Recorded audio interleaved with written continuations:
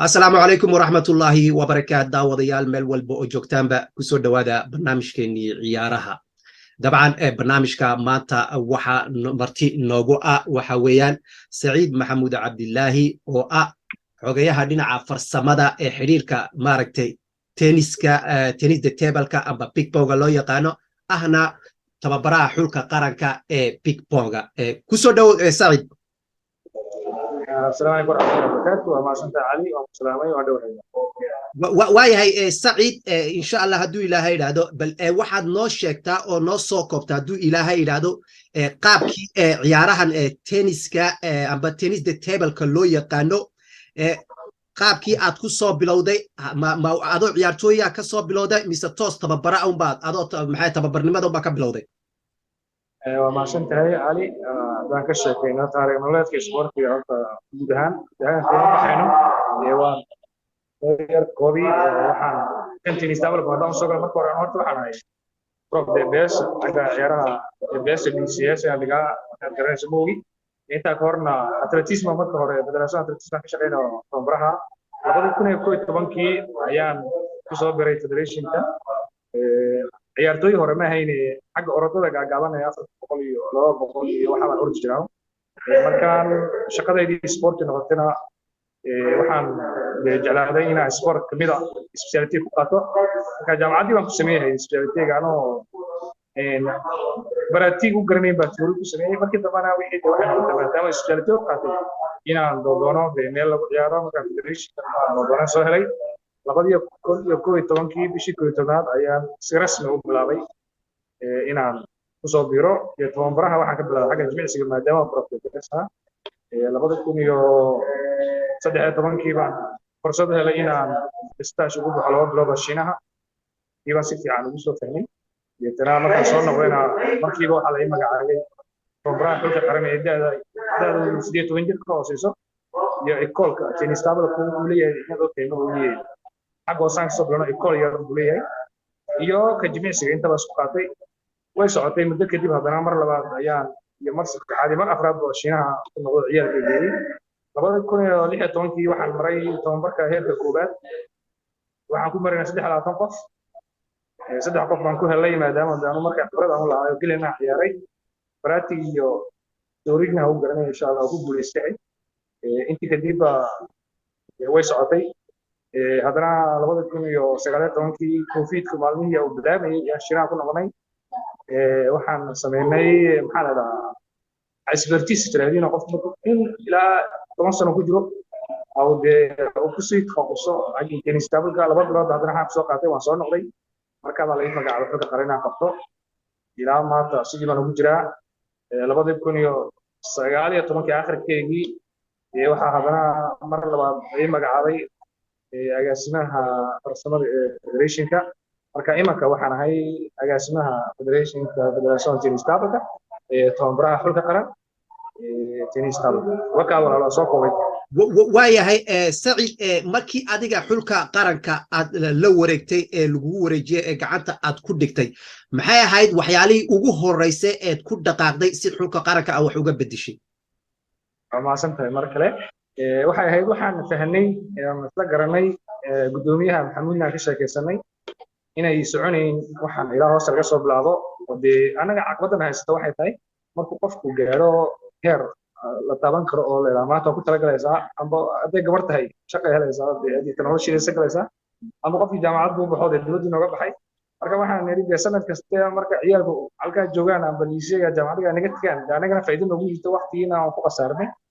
marka waa inaan xal kala doono marka waxaan la garay inaan hoos ka soo bilownay xilliga waxaan joogi jiray college xubili la yiraahdo inaan garanayso inay saadooka u dhow halka college-ka marka uu dhigay ilaa December xagga aan ku shaqeeyay ekolka marka si fiican u bilownay oo fursad helay waa la oran karaa maanta ciyaalkan hadda in lagu tartamay ciyaartooyda meesha soo jeesayay ilmuhu iska dhacday kasoo hoynay waxay hayeen ciyaalkii 2017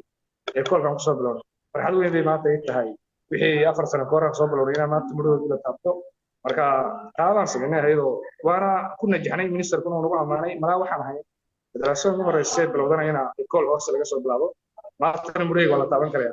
inta baan ku soo biiriyay haddaad tiraahdo intaad joogtay maxaa natiijo keentay kulli su'aasha soo natiijada waan u dambaynaa laakiinse marka aad soo xulanaysid ciyaartooyga maxay tahay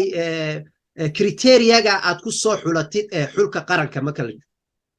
waa si wanaagsan kulli deemo professor baan waxaas markii hore waa intaan coach noqon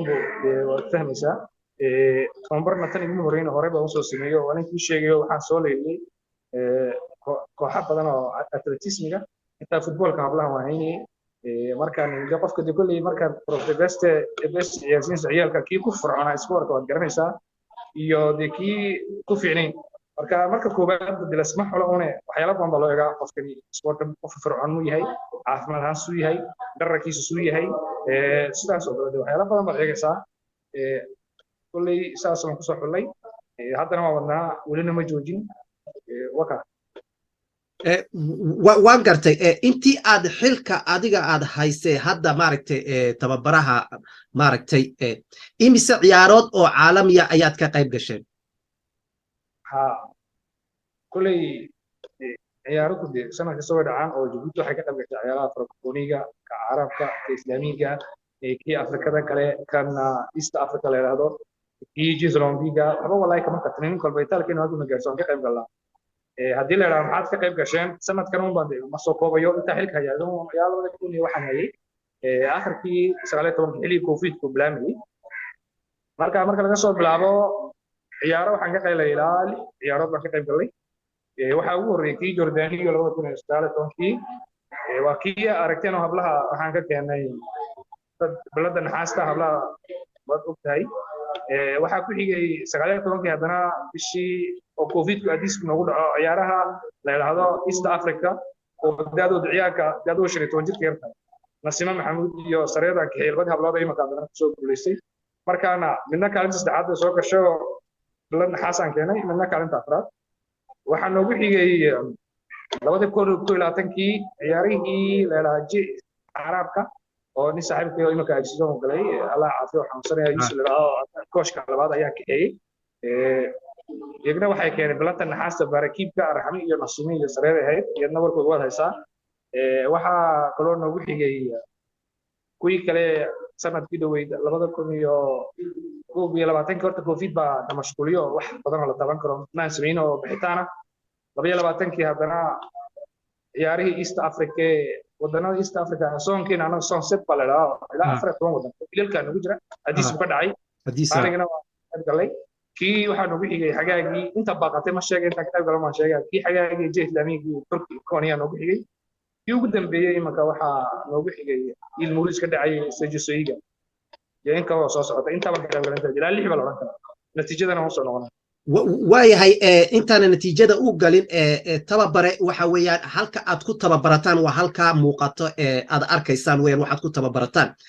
meeshaas marka la fiiriyo xaqiiqdii aad ayay u yar tahay kolka ma isleedahay maaragtay inta in ka badan baanu gaari lahayn haddaynu haysano meelo waasaca oo dhalinta laftigoogu maaragtay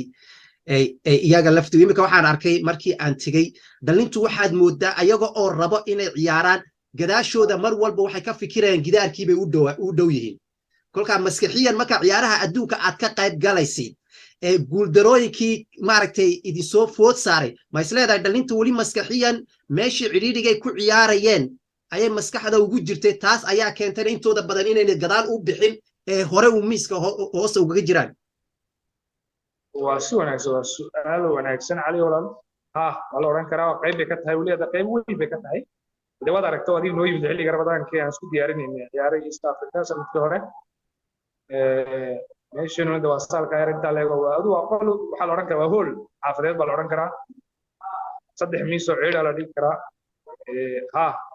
way taho ciyaalkii halka ku tababartay inta oo sanad soo diyaarin ilaa maalinta bilaabay halka uu joogo barika maalin markay meel u baxaan arkaan meel inta leego tribing iyo public inta leeg joogan space kuna aad u weyn yahay ninkii halka ku tababartay dhulka shan ku soo ciyaaray ilaa wuxuu tagi doonaa ilaa 6 mitir 10 mitir ku dibis uga bixi wada halka uu kala ahay adigana waxa ku qoflan inaa halkii yaraad ku ciyaarayso gidaarka ka dambeeyo maskaxan miisi kama baxaysid kubad kasta oo kubaduna isku mid ma aha football ma ciyaaraya baalka yaraad ciyaara oo miiska argudkiisa kubadii xagga sheeda laga soo garaacdo miis ku jira indhaha kaaga dhici shaqay kaaga soo bood inaad dib uga baxdaa dib inta uga baxdana anagu de lama qabsan uma baran meesha ima hayno dib weyn ama qayb weyn ka tahay aad uga tahay uga noqonaysaa haddii meel intan sida dee dhulka caalamka ama kuwan dee wadannada jaarka heli lahayn taa horta meesha ka bixi lahaydoo dee waa la qabsan lahayn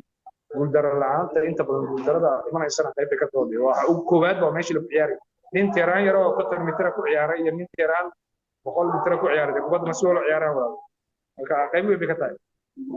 waayahay idinka oo meesha cidhiidhiga ku ciyaarayo ayaa inta dadaalkiinu waxaad gaadheen inaad bilado dalka aad u soo hoysaan kolkaa maxay tahay maskaxiyan waxaan ka dambeeya ee isleedahay biladahaas waad ku soo hoyseen idinkoo la og yahay xaqiiqdii meesha cidhiidhiga inaad ku ciyaarto maxay ahay tactikadan ka dambaysa ciyaalku dhalintu ay ku soo hoyeen biladahaas waa su'aal wanaagsan xitaa meesha cidhiidhiga uma ahine waana marmarna waa meel lagu silbanaya adiga arkay adiga waan arkaa waxay tahay dhulka lagu ciyaaran dhulkan ma wada aragtay kulli hadaad nin turle taba u siximo waaye tan haday u noqon inuu meesha ku dhibay hadana xal kale aan inoo waxaan niro oo de ma ahin tusheeda laga dhaliyo oo tan miiska oo boorta bal hagaajiya iyo inta badan waqtigii horta hadii la yiraahdo Djibouti ma haysano ciyaal competence aan khibrad leh tan waa wax loo dhasho waan leenahay tombarayaal ma hayna tan waa been eegna waan hayna liyaati naga maqan waa meeshii iyo maaliyadda kullu itaalkeena waan gurnaa waxay noqonaysaa khibrada tagtiga ka dambeeyo inay wax haysin ku dagaal gal noqoto wartirankii waa kan dadka aad la tagaysiin waa dadku ka soo ciyaaray meesha ay ku ciyaar doontiin meeshan maaha laakiin de tan haddaad iyo tan kala lagu dagaalayo kubadda gaagaaban ka ciyaara miis gudkiisa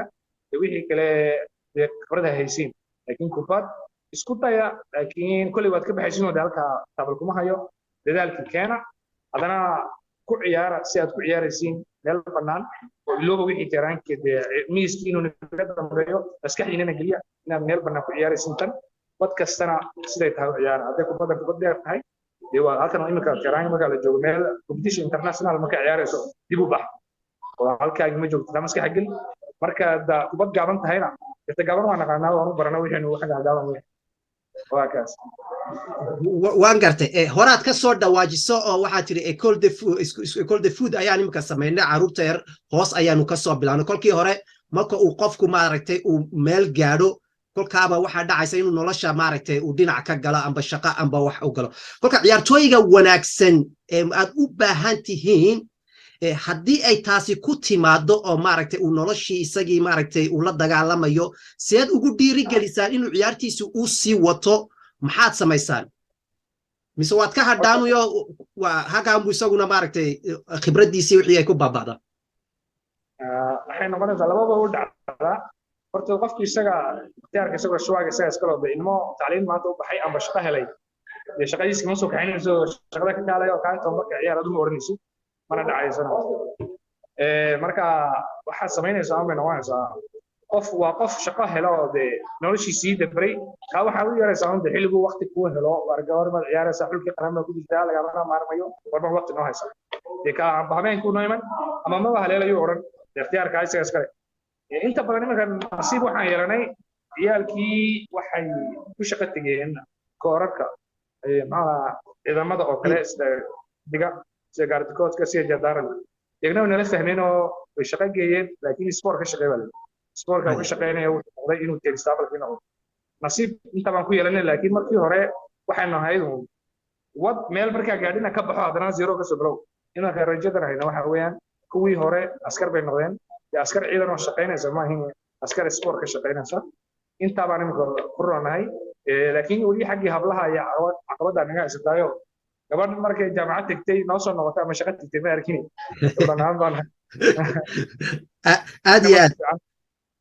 waayahay intii aad xilka haysay adigu maaragtay gudoomiye maaragtay aad tababaraha qarankaasi guushii kuugu xiisaha badnay guusheebahay intan xilkan aanu hayay dhowr guulood baan soo hoynay ugu dambaysa untii ilmuris iyo ugu horeysana tii muxuu ahaa shambiraha carabkii jordan marka kolley maxaa u dambeeyaa la oran karaa nuudkii ka imka la siisa u dambeeyay taana uma waxaan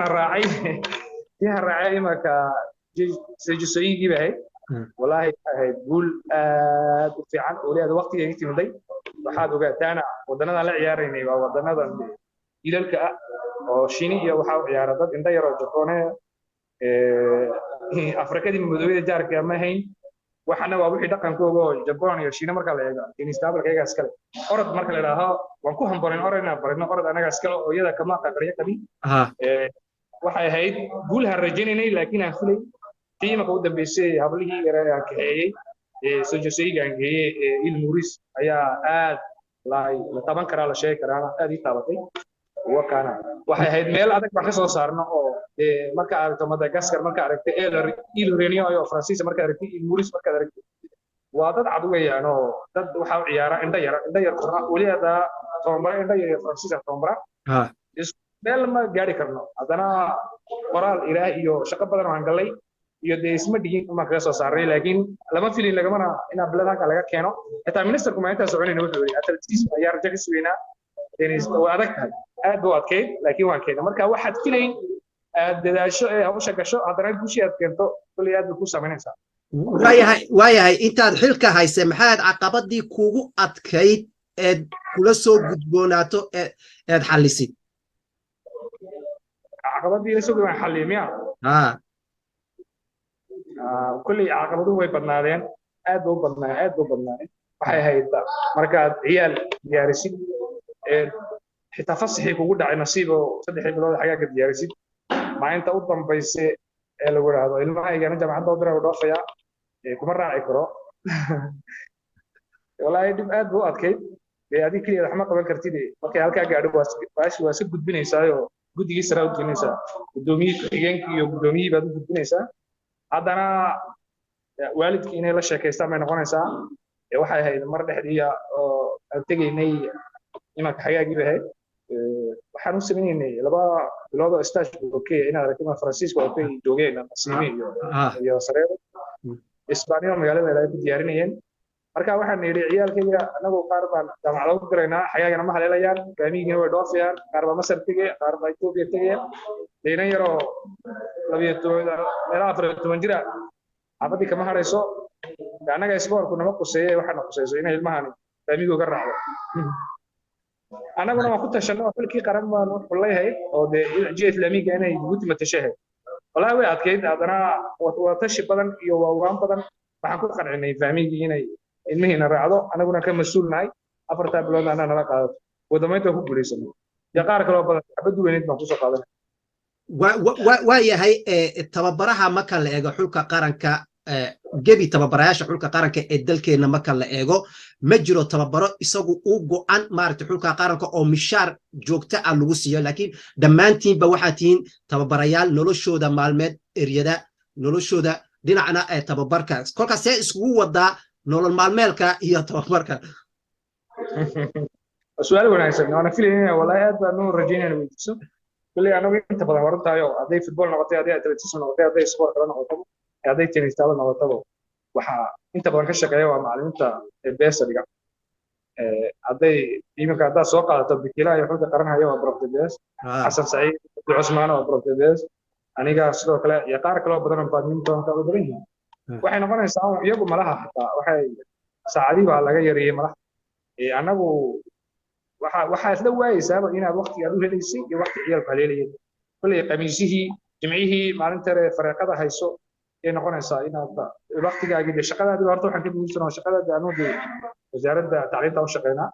haddaad galab fadhido 2 saacadood haddaad subax fadhido haddaad jimco fadhido iyo sabtidii baa ciyaalka soo celinaa taana waxay noqonaysaa ciyaalka igna ma haleelayaan igna waa ciyaal iskool dhiganayo ee jaamacad ku jiraan ee lisee ku jiraan adigu waa doonanaa caqabadaha ayay ka mid tahay amba adigii baan haleelay amba ciyaalkii baa haleelay maadaama aanu ma yidhi tababaro u baan xulka qaran oo xagga ka shaqeeyay shaqada wasaaradda benafolo ku shaqeeya inteeda waqti go'an ah helo ayaan geliyaa maadaama inta waxaan wixii aan bartay ee aan jeclaa inta garanayna mustaqbalka wadanka dhalinta soo kacaysa ugu faa'iideyaan jeclaaday marka waqtigeeda fariiqada haysto ayaan intii fariiqada haysta doona qaar baa markay 6da ka soo baxaan iskoolka yimaado ilaa caawa 9 ka bartaan shaqada gawarna aragteen oo nagu timday aad kolka gudoomiye dabcan xiriirkan maaragtay waxa uu jira coach xiriirkan